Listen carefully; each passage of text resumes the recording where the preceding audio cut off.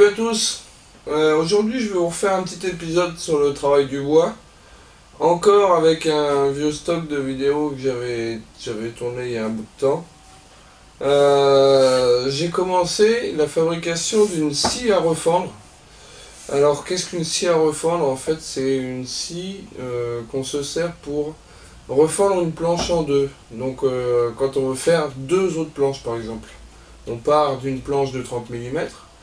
Et on veut en faire deux planches de 15 mm. Donc là on la refend.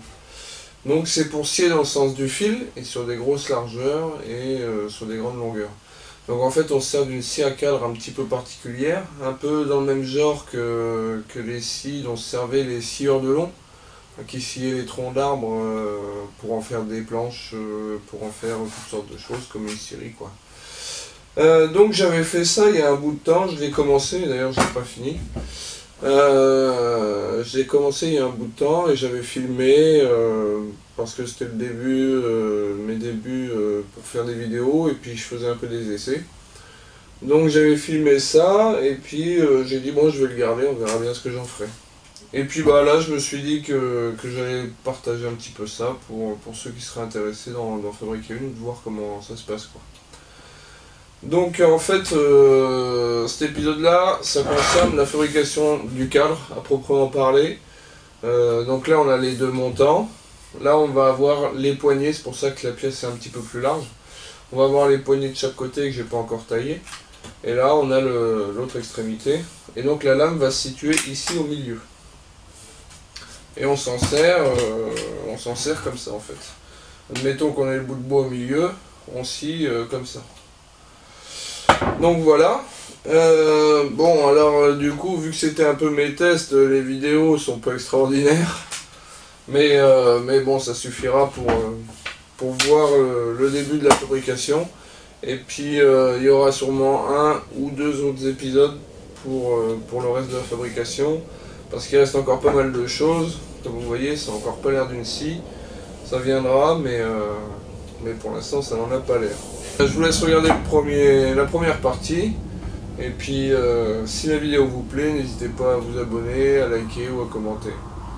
Allez, c'est parti. Je commence par tracer les tenons avec du trusquin et de l'équerre.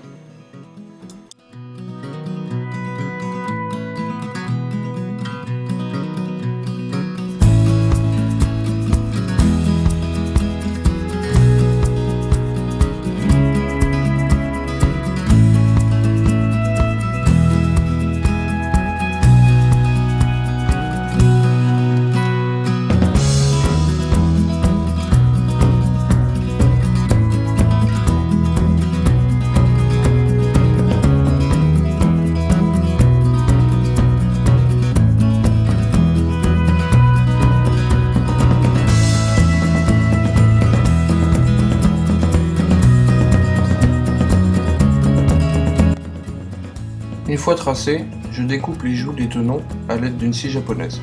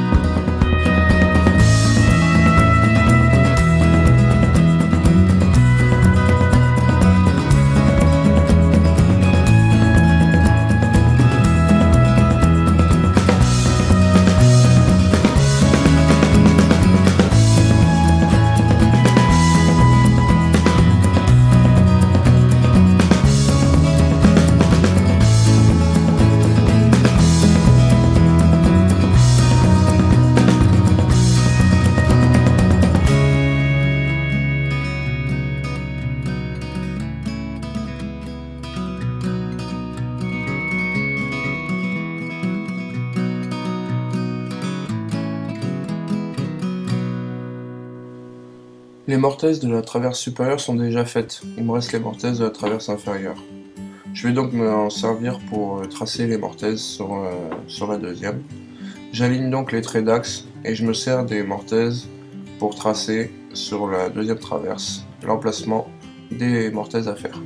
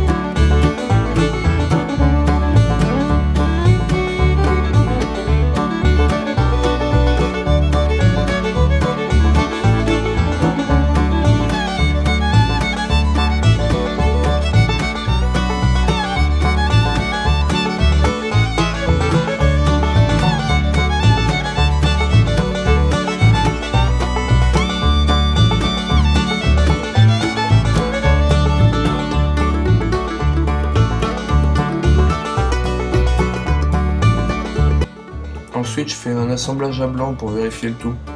Mais n'allez pas croire que les assemblages rentrent les uns dans les autres du premier coup, ça demande toujours quelques ajustages.